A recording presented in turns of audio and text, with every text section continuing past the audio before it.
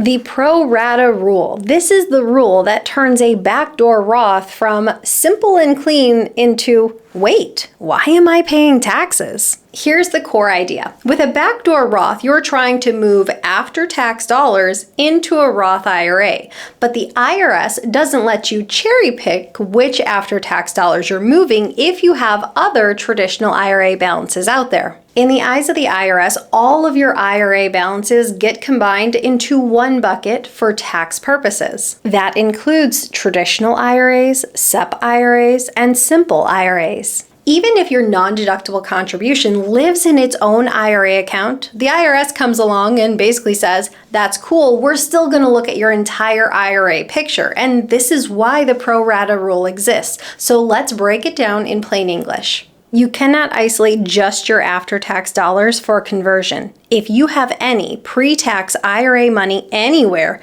then your conversion becomes partially taxable. The taxable portion is based on the ratio of pre-tax and after-tax across all IRA accounts. Let's say you want to do a backdoor Roth this year. You make a $7,500 non-deductible contribution to a traditional IRA.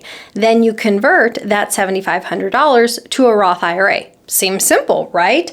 But let's say you also have $50,000 sitting in an old SEP IRA from a past business, and that money is entirely pre-tax. In the eyes of the IRS, here's what your combined IRA bucket looks like. Pre-tax IRA money, $50,000. After-tax non-deductible contribution of $7,500.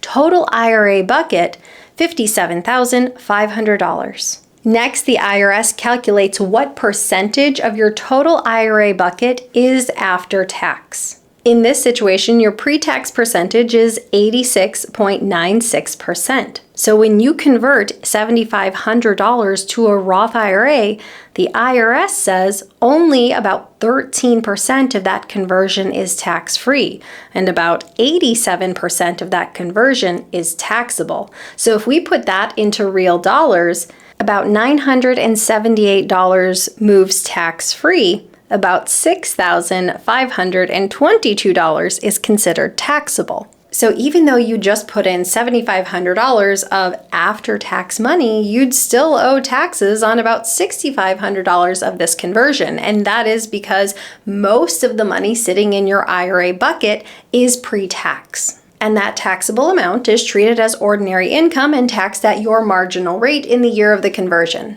The portion that isn't converted tax-free doesn't disappear. It becomes after-tax basis that carries forward to future years. And this is the moment where a lot of people say, hey, wait a minute, I thought the conversion portion of the backdoor Roth was supposed to be tax-free.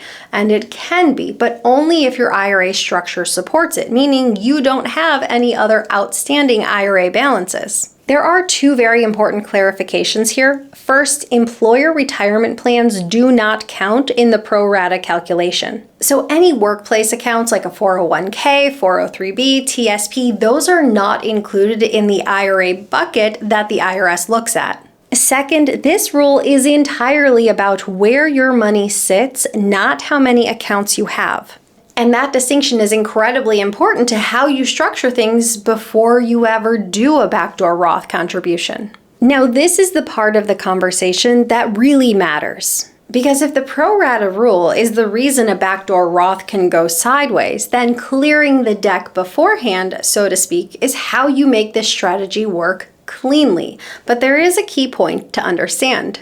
You don't fix the pro-rata rule during the conversion. You fix it before the contribution. Once the contribution and the conversion happens, the IRS looks backwards at your total IRA picture. So this means the planning has to happen up front.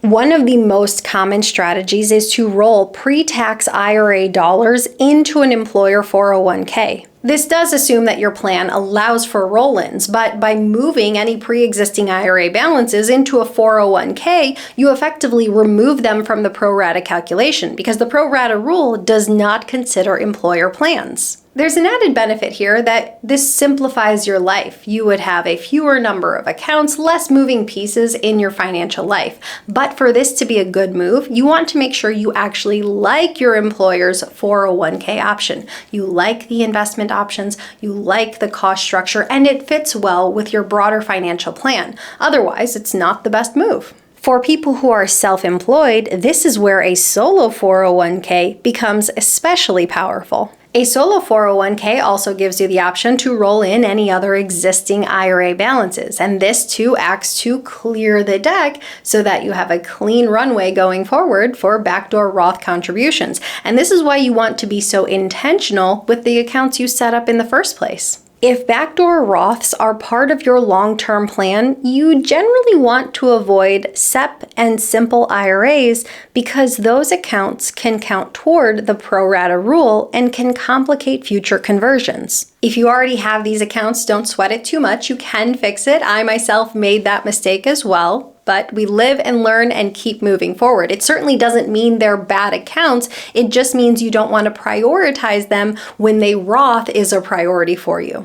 Backdoor Roth success isn't about executing the conversion perfectly, it's about structuring your accounts correctly ahead of time. Once you have the proper structure in place, the mechanics themselves are kind of boring, and that's really how you want things when it comes to taxes. One last important clarification, if you roll this money into your traditional 401k or traditional solo 401k, you are not changing its tax treatment. These are still pre-tax dollars. If instead you want to clear the deck, so to speak, by moving your pre-tax dollars entirely into a Roth, well, that's a different strategy entirely. At that point, we're talking about doing a Roth conversion and then layering in a backdoor Roth going forward, and that's beyond the scope of this video.